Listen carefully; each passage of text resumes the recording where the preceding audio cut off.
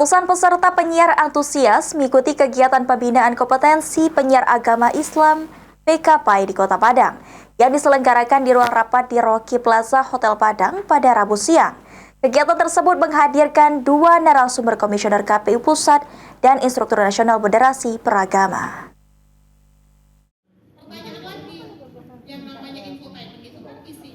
Bertempat di ruang rapat Rocky Plaza Hotel Kota Padang, Kementerian Agama Republik Indonesia melalui Direktorat Penerangan Agama Islam Kemenak RI resmi membuka pembinaan kompetensi penyiar agama Islam PKPAI di Kota Padang pada Rabu siang. Kegiatan ini dihadiri oleh 100 peserta penyiar yang terdiri dari berbagai wilayah provinsi di Indonesia, diantaranya penyiar TV, RRI, dan influencer di Sumatera Barat, Sumatera Utara, Riau, Kepulauan Riau, dan Sumatera Selatan. Menghadirkan narasumber yakni Komisioner KPI Pusat Alia dan Instruktur Nasional Moderasi Beragama Abdullah Ubaid. Dalam kesempatan tersebut, Komisioner KPI Pusat Alia meminta kepada peserta penyiar khusus keagamaan memberikan materi untuk memperdomani P3 SPS, di mana dalam penyiaran keagamaan penyiar tidak boleh menghina agama lain, serta tidak boleh melecehkan agama lain, harus mengutamakan toleransi terhadap beragama. Untuk materi tadi tentang keagamaan penyiaran itu gimana, Bu?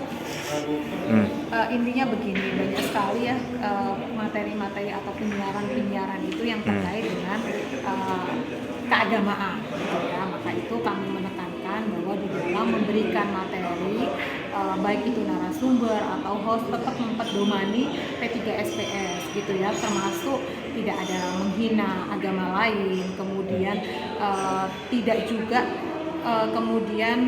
selain menghina tidak boleh melecehkan juga agama lain. Kemudian juga tidak boleh kemudian ada orang yang pindah agama misalnya, kemudian dikulik-kulik atau privasinya diungkit sedalam mungkin juga tidak. Sementara itu, Instruktur Nasional Moderasi Beragama Abdullah Ubaid mengungkapkan, penyiar wajib untuk memahami moderasi beragama karena dalam sikap dan praktek tidak hanya cara pandang satu kesatuan untuk menghormati sesama antar umat beragama. Jadi moderasi beragama itu adalah cara pandang, sikap, praktek dalam kehidupan bersama. Yang saya garis bawahi itu adalah kehidupan bersama.